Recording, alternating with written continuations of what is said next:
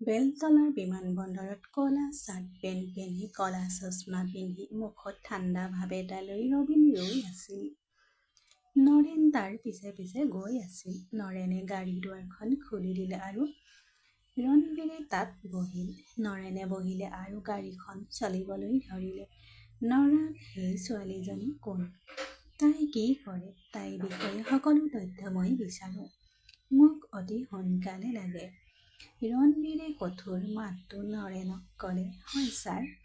এই বুলি কৈ সি গাড়ী চলোৱাত মনোনিৱেশ কৰি ক'লে, ছাৰ, সেই ছোৱালীজনীৰ নাম সুৰভি আৰু তাই অনাথ ছোৱালী। এতিয়ালৈকে এইটোৱে মোৰ চৌধুৰীৰ পৰা পোৱা তথ্য। নৰেনে ক'লে। তাইৰ কথা শুনি ৰণবীৰে ক'লে। সুৰভিক এই কথা কৈ সি গাড়ীৰ বাহিৰত আকাশলৈ চালে।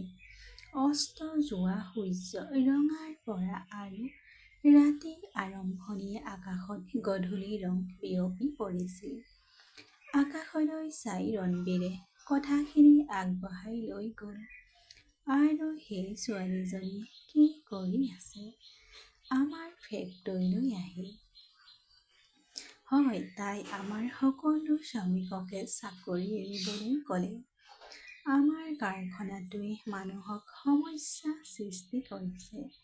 কাৰখানাৰ মেচিনৰ পৰা ওলাই অহা ৰাসায়নিক পদাৰ্থই মানুহক অসুস্থ কৰি তুলিছে। ৰণবীৰে তাৰ কথা শুনি একো নকলে আৰু মনতে ক'লে, মই তোমাৰ চহৰলৈ আহিছোঁ। এতিয়া চাওঁ আহক, তোমাৰ কি বিশেষ গুণ আছে যে তুমি মোৰ কাৰখানা বন্ধ কৰিবলৈ সাহস কৰিছা। এতিয়া মই তোমাক ঠিক ইয়াতেই উত্তৰ দিম। মোৰ বাটত অহাৰ বাবে। তোমাৰ চহৰত সুৰভি, ৰণবীৰে গৌৰৱেৰে ক'লে। হোটেলত সতেজ হোৱাৰ পিছত ৰণবীৰ আহিল বেলতলাৰ বিখ্যাত গংগা আৰতিৰ অংশ ল'বলৈ। আৰতিৰ পিছত যেতিয়া ভিৰ যাবলৈ ধৰিলে, ৰণবীৰো পাৰ হৈ গৈ আছিল। কান্ধত কান্ধে খুন্দা খাই কাৰোবাৰ কান্ধত খুন্দা খাই ঠেলি দিয়া হ'ল। সি ঘূৰি চাই দেখিলে কমলা ৰঙৰ ছালৱাৰ কামিজ পিন্ধা ছোৱালী এজনীয়ে খৰখেদাকৈ খোজ কাঢ়ি গৈ আছে। তাইৰ ৰঙা চুলিখনে বতাহত জোকাৰি আছে। লাহে লাহে মানুহৰ ভিৰটো বেছি হৈ পৰিল। ৰণবীৰে পেণ্টৰ পকেটত হাত থৈ থিয় হৈ গংগাত উঠি অহা ঢৌবোৰ চাই আছিল। এজনী ছোৱালীয়ে গান গোৱাৰ শব্দ সি শুনিলে। শব্দটো কোমল আছিল যদিও শান্তিদায়ক আছিল। এই মাতটো শুনি ৰণবীৰে কাষেৰে পাৰ হৈ যোৱা এজন ল'ৰাক ৰখাই সুধিছে, এই গানটো কোনে গাইছে?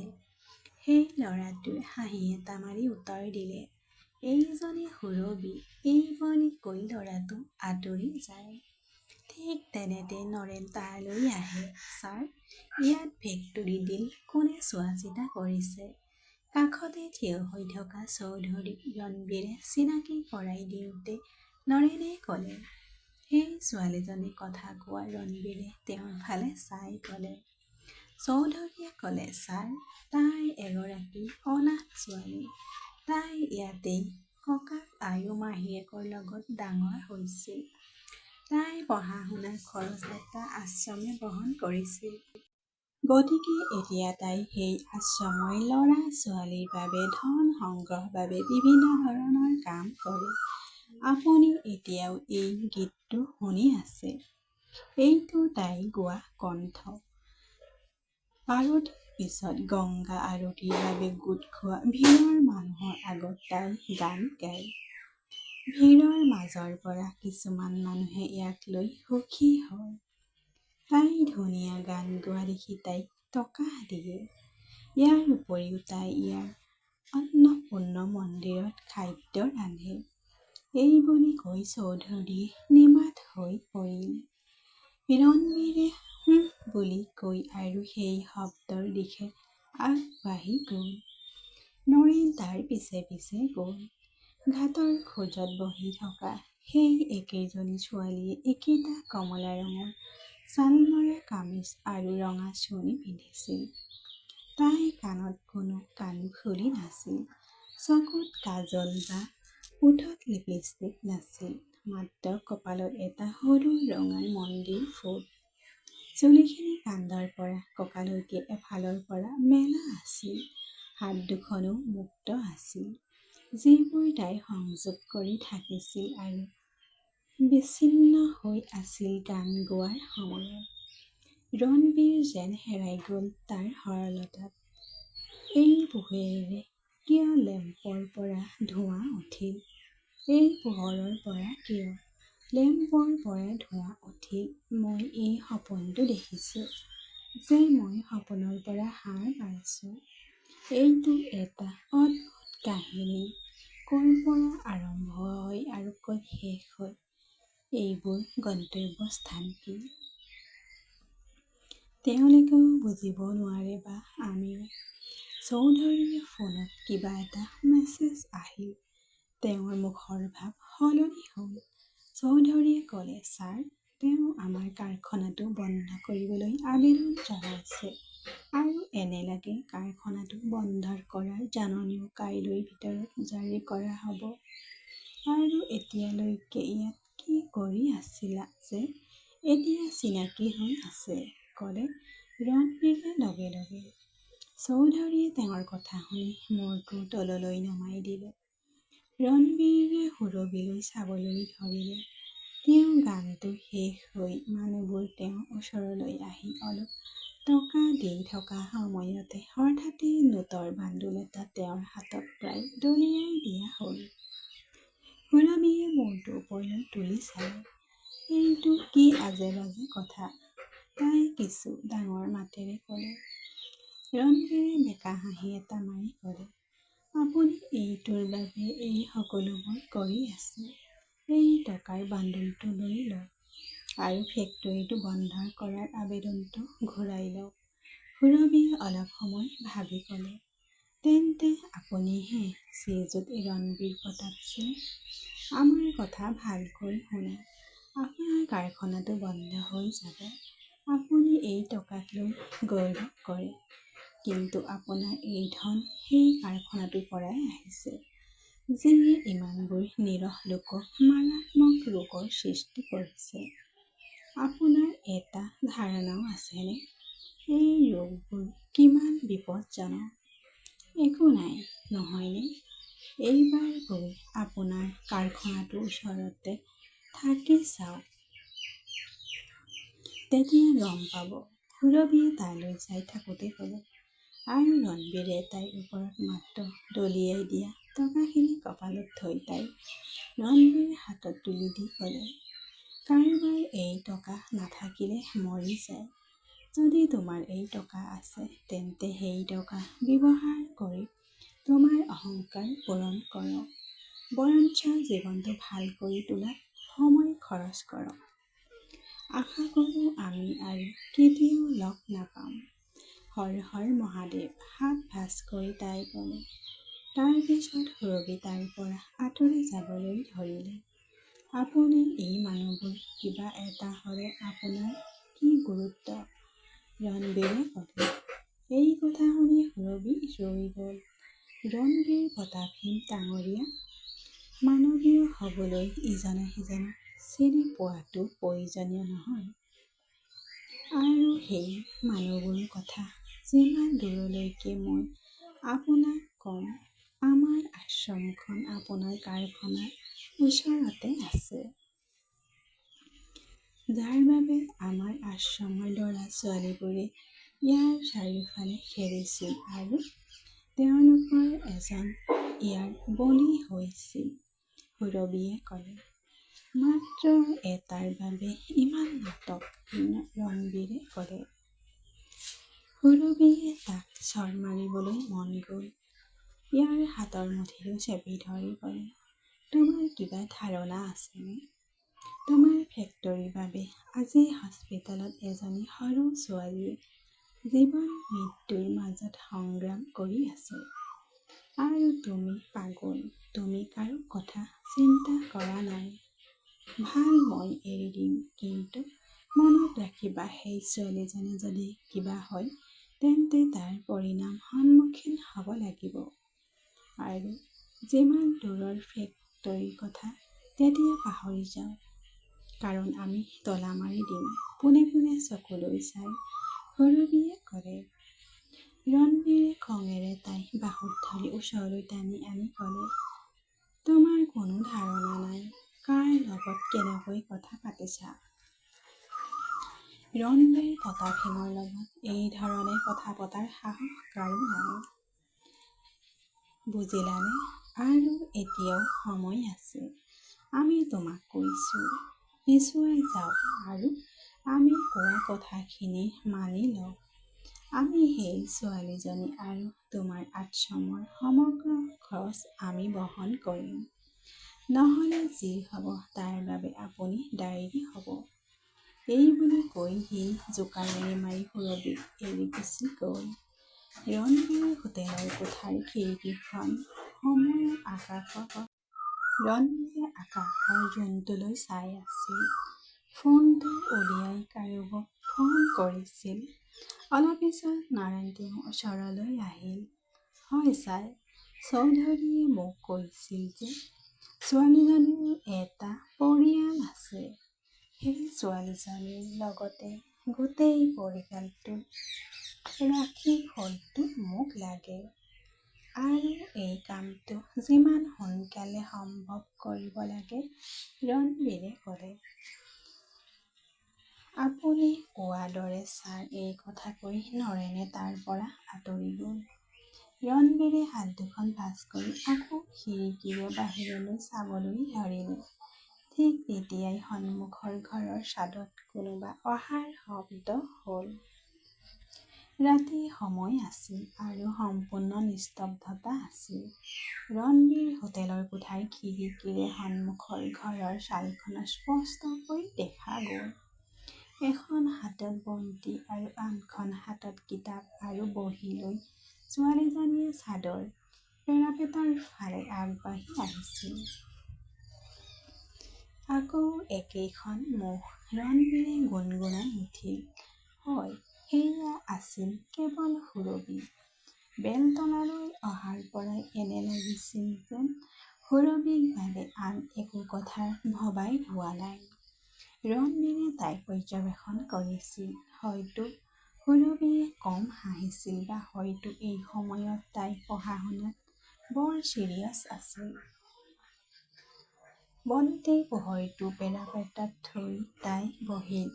কিতাপ এখন খুলিলে। তাই দেখা কিবা এটা পঢ়ি লিখিবলৈ ধৰিলে।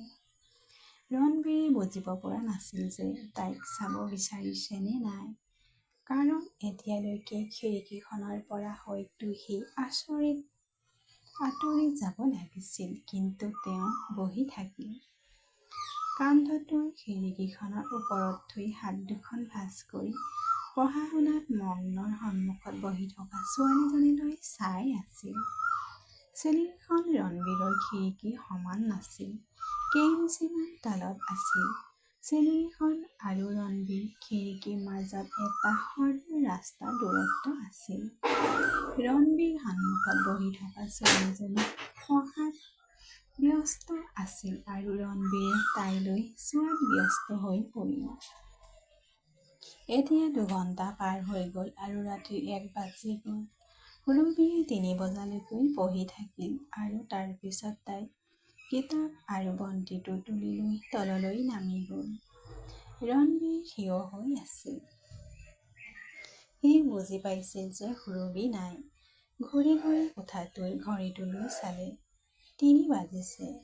কেতিয়া তাই ইয়াৰ পৰা গ'ল আৰু এইটো কেনেকৈ হ'ব? আমি একোৱেই গমেই নাপালো। আমাৰ কি হৈছে? মনতে এনে বহু প্ৰশ্ন নিজকে সুধিবলৈ ধৰিলো।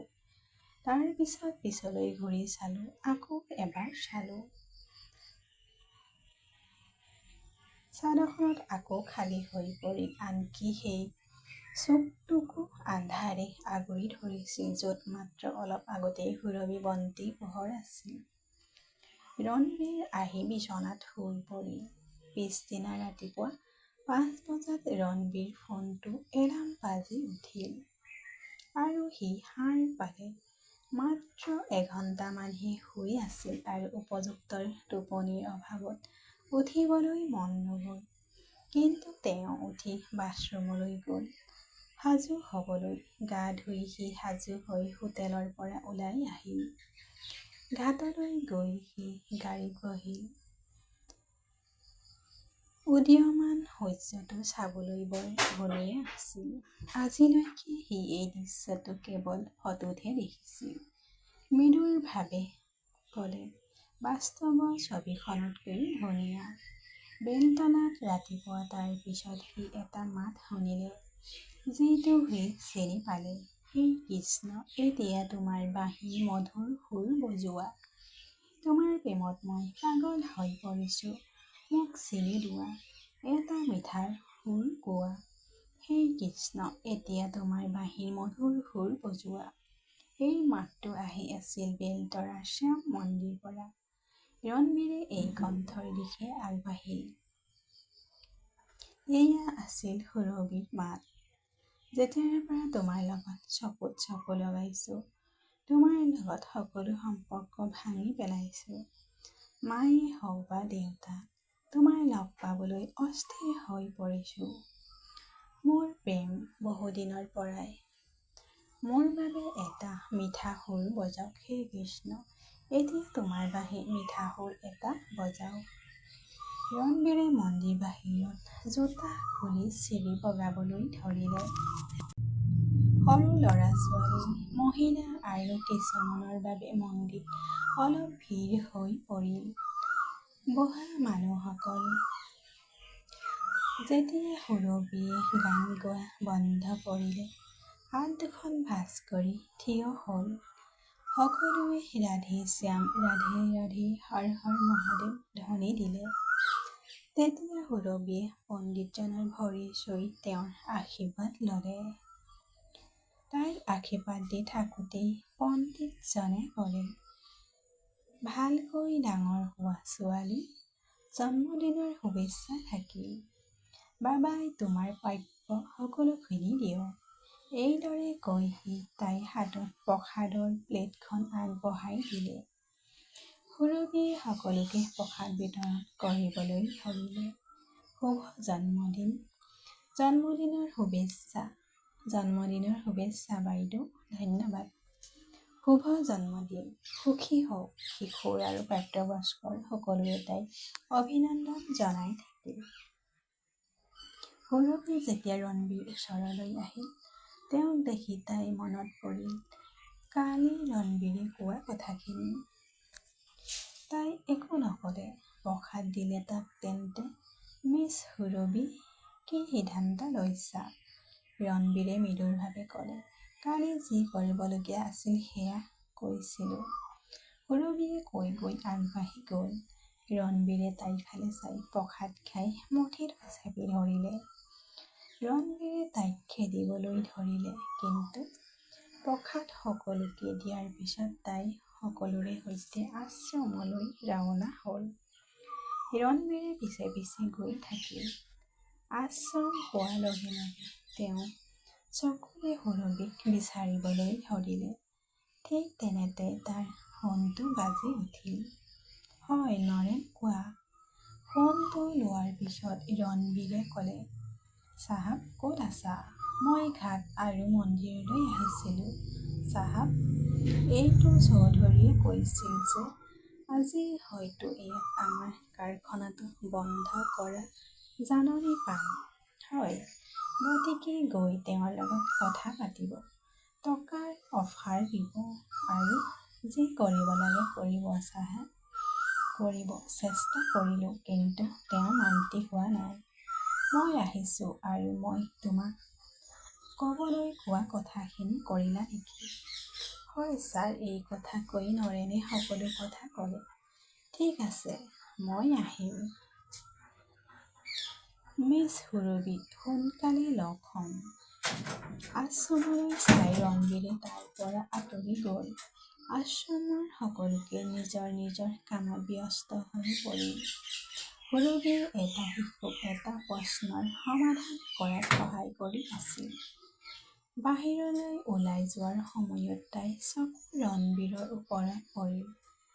তাই ক'লে, কোনোবাই ইমান স্বাৰ্থপৰ কেনেকৈ হ'ব পাৰে যে তেওঁ নিজৰ বাহিৰেও আন কাকো দেখা নাপায়।